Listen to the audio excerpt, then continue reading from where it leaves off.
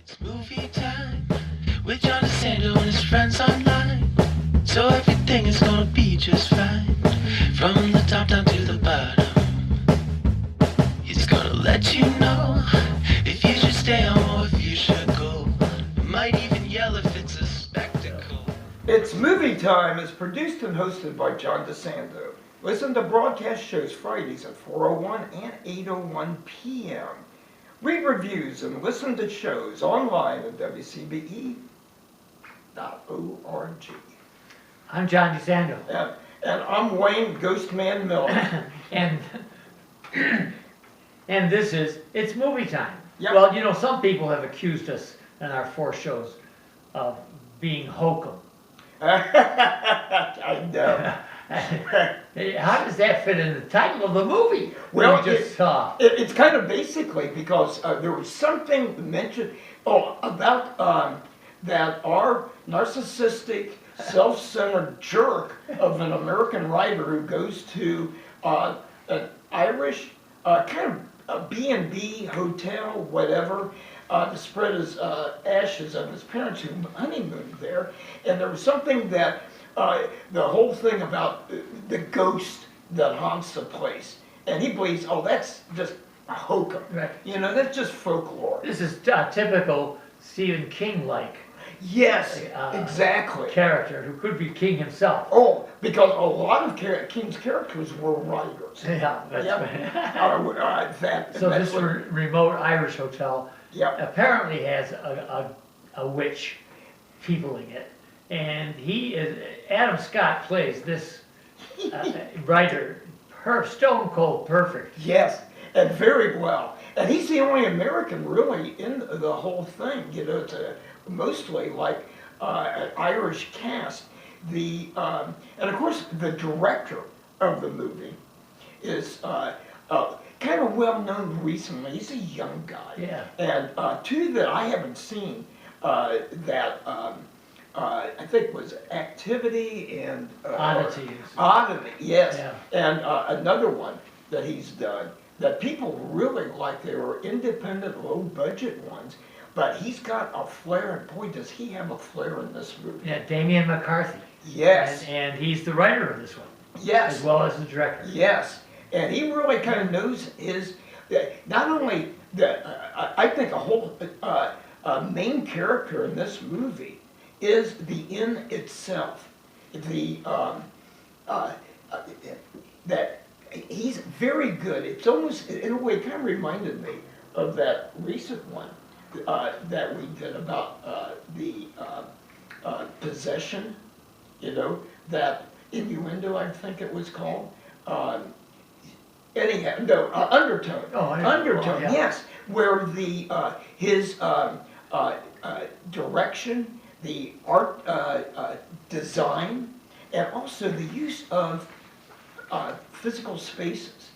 And this one had several good jump scares in it. I think But it was really a thinking person's movie. You know, this has so many layers there that can be explored in this film. One of the things that interested me about this film is that so much of the possession, so much of the hokum of all this is tied into his psyche. And I think many people many writers have tried to integrate the two, none so well as King, I believe. I believe so. His best example, of course. The Shining. It's The Shining. Which, of course, Jack Nicholson's character in that, Torrance, was a writer. Yes. With writer's block, like this guy couldn't figure out, Adam Scott's character in this one is trying to figure out the ending to his successful series of books, The Conquistador. Yeah, in fact, the first images are of a conquistador. Yes, yes. With some kid. And that it gives you kind of a feeling, too, that his Conquistador novels have been adapted for movies. That you get that. But also, he interacts so well as such a jerk to the Irish cast. It's very good. It lends a real degree of authenticity, I felt. Yeah. And the shots of maybe the witch or not, or whatever is investing in this place, are quick. Yes. You can barely tell. And that's to titillate the rest of us who are so nosy about everything that happens. But I just love that the image of the witch that they've got, with instead of the little pointy witch heads, bunny ears and these eyeball popping eyes that were truly terrifying. Is very good. But he's there because he believes that his mom and dad had their honeymoon in the honeymoon suite Right. that has been closed up for years because of this whole thing about the witch. And we don't, there's so much there that it would be a spoiler to give it away Right. for the people that, of course, I'm going to recommend that they go see it if they Yeah. like a good ghost story. I know, and stuff I know. like that. Well, the sheep detectives,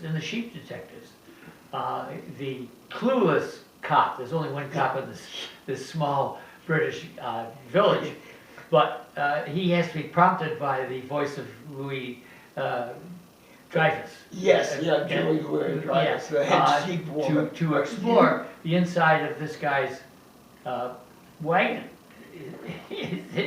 his traveling hotel, which would be the obvious first thing you do. And so in here, almost the same thing, like the innkeeper may be clueless about going into that room. Yeah, but this movie had so many other layers of the theme of guilt and loss and grief. Oh, yeah. And it's wrapped up and really, in a lot of ways, it's kind of a murder mystery. As one of the few people who worked there that he was halfway kind to was this rather fetching brunette, Fiona, who goes missing.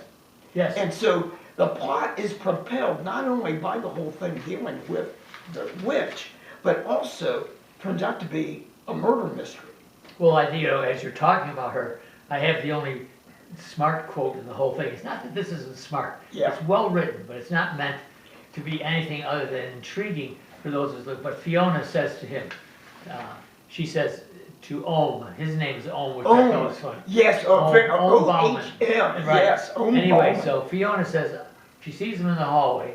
He's new there. He says, "Are you lost?" And he says, "What does it look like?" And she says, "Well, with that attitude, you can stay lost." Our She was type your of kind of woman. woman, Yes, without our question. type of woman. Yeah, you're in love already with Oh, yeah. And I know we'll talk more about it for the podcast, but other kind of similar ghost movies, too, that have a lot of different things, like kind of a murder subplot that really drives the narrative, a sensitive, artistic type of person who is the kind of the anti-hero, definitely the protagonist of it, a writer in this case, but in the same case with The Shining, but also there's several movies that it's a musician, like that. I think of one of my favorites, The Changeling with George C. Scott. Oh, yeah. That he's a music composer. Oh, yeah. But it seems like the sensitive type that really kind of that are maybe more susceptible, to this whole. Well, hold that thing. thought. All right, Yeah. hold it, and then we'll talk about it later. Yes. We'll talk about some of these horrid hotels. Yes. Wayne Miller. Then I got a list. The movie that we're viewing Yes. is what you and I consider a very smart horror film. Yes. We're not necessarily big on horror films, but this is one I'm certainly going to recommend. What do you recommend? I would recommend it. I would definitely recommend it. It's called Hokum. My niece is really excited to go That's see it, and I told her that she would really like it. People who like a good ghost story, but also kind of a whodunit murder mystery type of thing, I think you'd like this. It's movie time with John DeSando and his friends online. So everything is gonna be just fine.